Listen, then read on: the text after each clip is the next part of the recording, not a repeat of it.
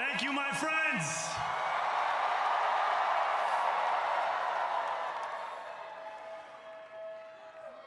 The sun may have set over our city this evening, but as Eugene Debs once said, I can see the dawn of a better day for humanity. For as long as we can remember, the working people of New York have been told by the wealthy and the well-connected that power does not belong in their hands. Fingers bruised from lifting boxes on the warehouse floor, palms calloused from delivery bike handlebars, knuckles scarred with kitchen burns. These are not hands that have been allowed to hold power. And yet, over the last 12 months, you have dared to reach for something greater. Tonight, against all odds, we have grasped it.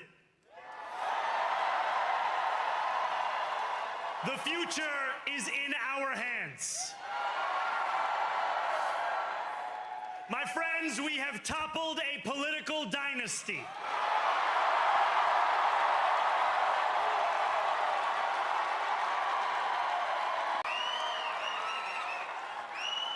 I wish Andrew Cuomo only the best in private life. But let tonight be the final time I utter his name as we turn the page on a politics that abandons the many and answers only to the few.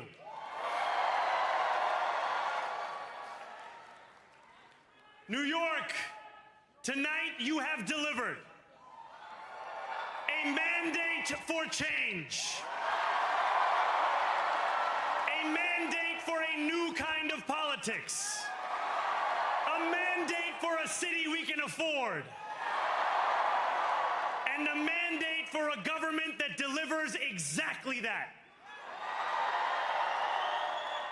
On January 1st, I will be sworn in as the mayor of New York City.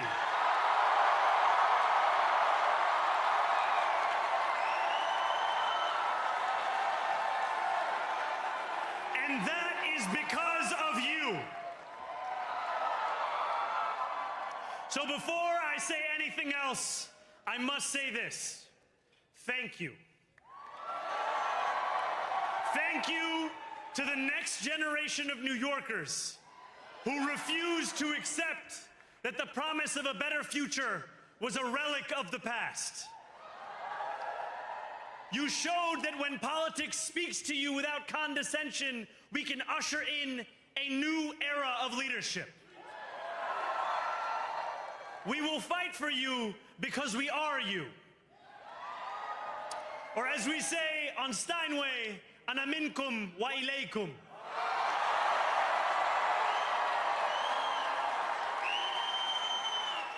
Thank you to those so often forgotten by the politics of our city who made this movement their own. I speak of Yemeni bodega owners and Mexican abuelas, Senegalese taxi drivers and Uzbek nurses, Trinidadian line cooks and Ethiopian aunties. Yes, aunties. To every New Yorker in Kensington and Midwood and Hunts Point, know this. This city is your city, and this democracy is yours too. This campaign is about people like Wesley, an $11.99 organizer I met outside of Elmhurst Hospital on Thursday night. A New Yorker who lives elsewhere, who commutes 2 hours each way from Pennsylvania because rent is too expensive in this city. It's about people like the woman I met on the BX33 years ago, who said to me, I used to love New York, but now it's just where I live. And it's about people like Richard, the taxi driver I went on a 15-day hunger strike with outside of City Hall, who still has to drive his cab 7 days a week. My brother, we are in City Hall now.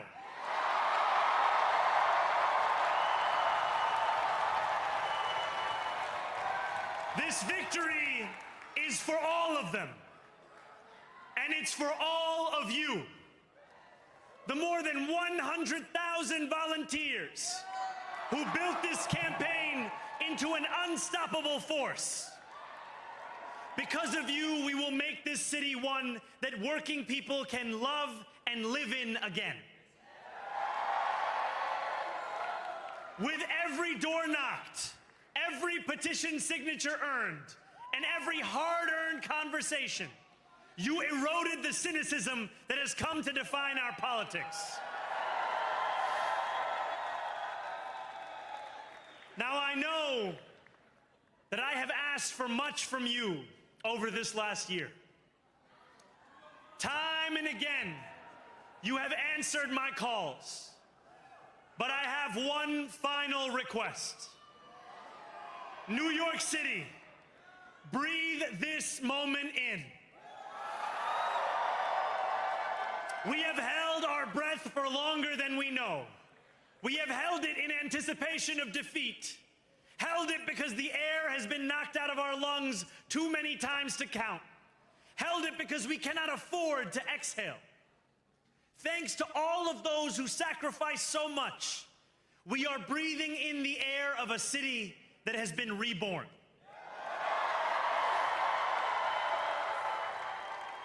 To my campaign team, who believed when no one else did,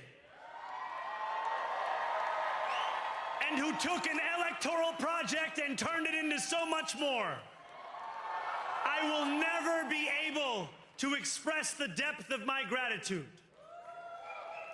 You can sleep now. To my parents, Mama and Baba, you have made me into the man I am today. I am so proud to be your son.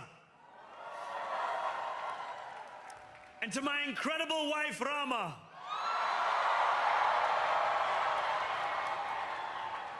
Hayati, there is no one I would rather have by my side in this moment and in every moment.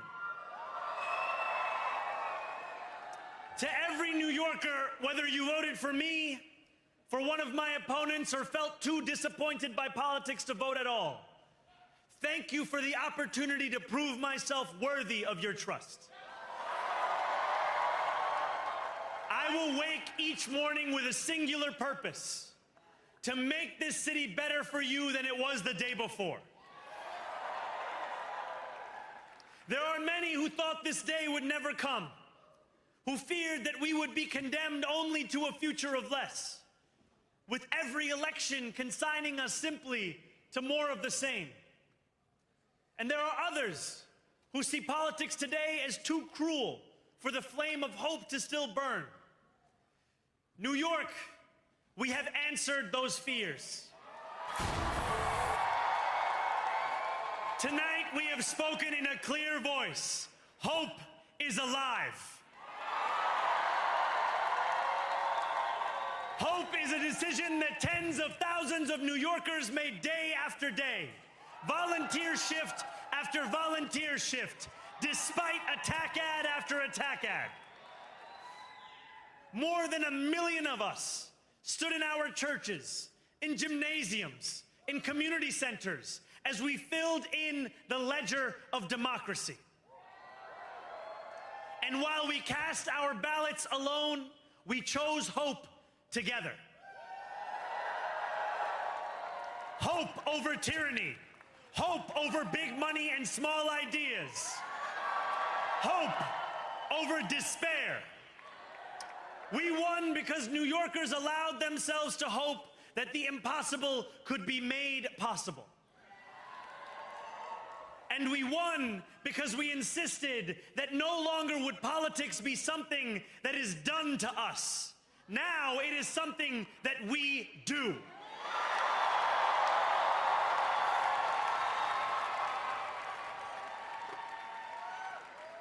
Standing before you, I think of the words of Jawaharlal Nehru. A moment comes but rarely in history when we step out from the old to the new, when an age ends and when the soul of a nation long suppressed finds utterance. Tonight we have stepped out from the old into the new. So let us speak now with clarity and conviction that cannot be misunderstood about what this new age will deliver and for whom. This will be an age where New Yorkers expect from their leaders a bold vision of what we will achieve, rather than a list of excuses for what we are too timid to attempt. Central to that vision will be the most ambitious agenda to tackle the cost of living crisis that this city has seen since the days of Fiorello LaGuardia.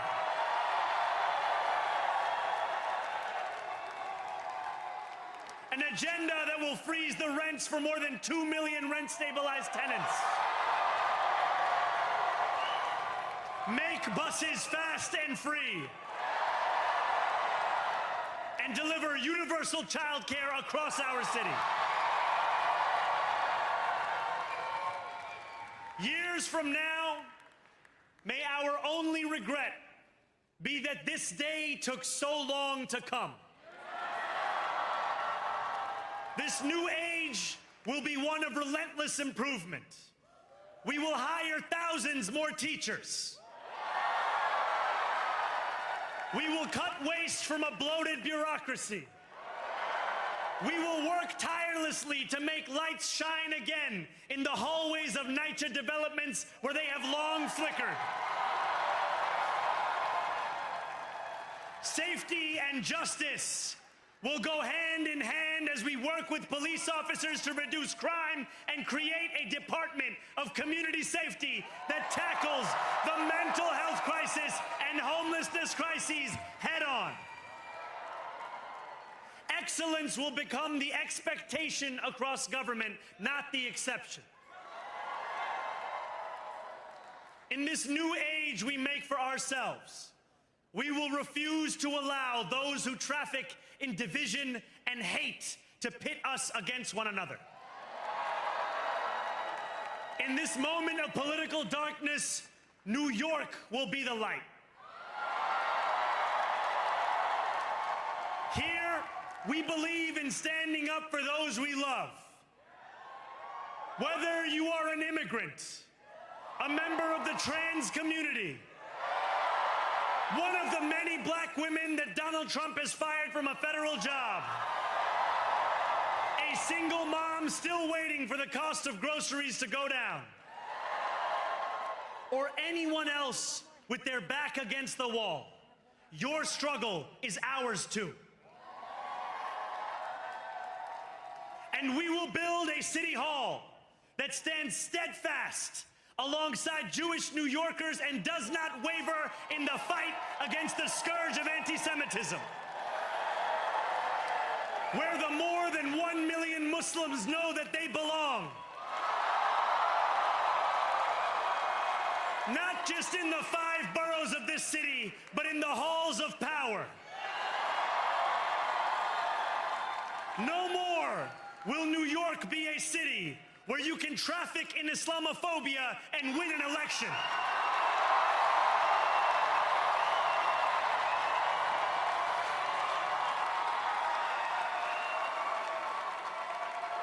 This new age will be defined by a competence and a compassion that have too long been placed at odds with one another. We will prove that there is no problem too large for government to solve and no concern too small for it to care about. For years, those in City Hall have only helped those who can help them. But on January 1st, we will usher in a city government that helps everyone. Now, I know that many have heard our message only through the prism of misinformation. Tens of millions of dollars have been spent to redefine reality and to convince our neighbors that this new age is something that should frighten them. As has so often occurred, the billionaire class has sought to convince those making $30 an hour that their enemies are those earning $20 an hour. They want the people to fight amongst ourselves so that we remain distracted from the work of remaking a long broken system. We refuse to let them dictate the rules of the game anymore. They can play by the same rules as the rest of us. Together, we will usher in a generation of change. And if we embrace this brave new course, rather than fleeing from it, we can respond to oligarchy and authoritarianism with the strength it fears, not the appeasement it craves.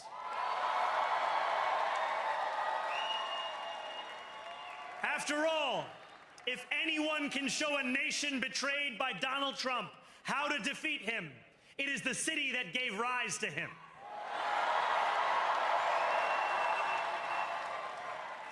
And if there is any way to terrify a despot, it is by dismantling the very conditions that allowed him to accumulate power.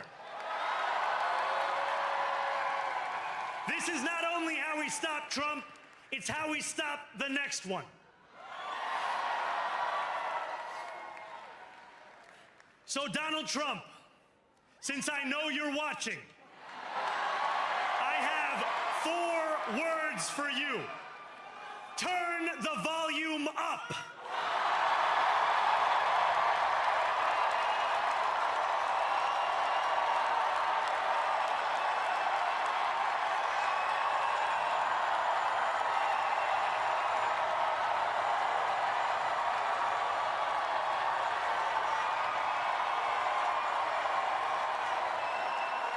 We will hold bad landlords to account because the Donald Trumps of our city have grown far too comfortable taking advantage of their tenants. We will put an end to the culture of corruption that has allowed billionaires like Trump to evade taxation and exploit tax breaks. We will stand alongside unions and expand labor protections because we know, just as Donald Trump does, that when working people have ironclad rights, the bosses who seek to extort them become very small indeed. New York will remain a city of immigrants, a city built by immigrants, powered by immigrants, and as of tonight, led by an immigrant.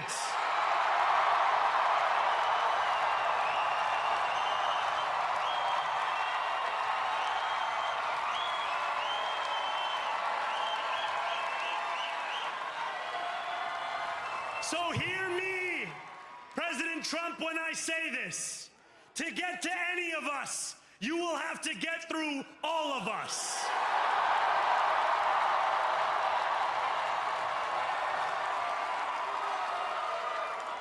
When we enter City Hall in 58 days, expectations will be high. We will meet them. A great New Yorker once said that while you campaign in poetry, you govern in prose. If that must be true, let the prose we write still rhyme, and let us build a shining city for all. And we must chart a new path, as bold as the one we have already traveled. After all, the conventional wisdom would tell you that I am far from the perfect candidate. I am young, despite my best efforts to grow older. I am Muslim. I am a democratic socialist. And most damning of all, I refuse to apologize for any of this. And yet, if tonight teaches us anything, it is that convention has held us back. We have bowed at the altar of caution, and we have paid a mighty price. Too many working people cannot recognize themselves in our party. And too many among us have turned to the right for answers to why they've been left behind. We will leave mediocrity in our past.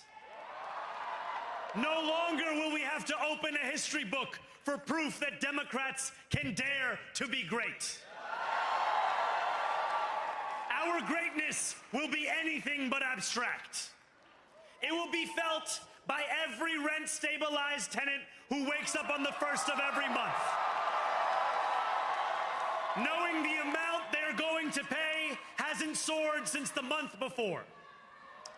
It will be felt by each grandparent who can afford to stay in the home they have worked for, and whose grandchildren live nearby because the cost of childcare didn't send them to Long Island. It will be felt by the single mother who is safe on her commute and whose bus runs fast enough that she doesn't have to rush school drop-off to make it to work on time. And it will be felt when New Yorkers open their newspapers in the morning and read headlines of success, not scandal. Most of all, it will be felt by each New Yorker when the city they love finally loves them back, and whose bus runs fast enough that she doesn't have to rush school drop-off to make it to work on time. And it will be felt when New Yorkers open their newspapers in the morning and read headlines of success, not scandal. Most of all, it will be felt by each New Yorker when the city they love finally loves them back. Together, New York, we're going to freeze the... Together, New York, we're going to make buses fast and... Together, New York, we're going to deliver universal... Let the words we've spoken together, the dreams we've dreamt together, become the agenda we deliver together.